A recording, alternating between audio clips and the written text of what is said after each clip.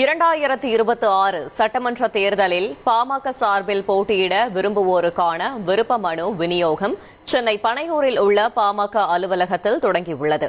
இதுகுறித்த கூடுதல் தகவலை செய்தியாளர் தாயுமானவன் வழங்கிட கேட்கலாம். தாயுமானவன் வணக்கம். மேலும் தகவல்களை சொல்லுங்க.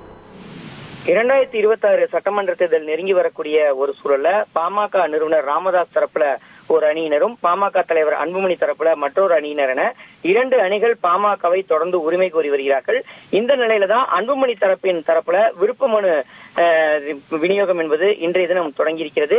வருகின்ற சட்டமன்ற தேர்தலில் பாமக சார்பில் வேட்பாளர்களாக போட்டியிட விரும்புவோர்களுக்கு சென்னை பனையூரில் இருக்கக்கூடிய பாமக அலுவலகத்தில் இருந்து இந்த விருப்ப மனு விநியோகம் என்பது துவங்குவதாக அறிவிக்கப்பட்ட நிலையில் இன்று அந்த விருப்ப மனு விநியோகம் துவங்கியிருக்கிறது. இன்று முதல் வருகின்ற 20ஆம் தேதி வரை காலை 11 மணி முதல் மாலை 6 மணி வரைக்கும் இந்த விருப்ப மனுக்கள் என்பது வழங்கப்பட்டு வருகிறது.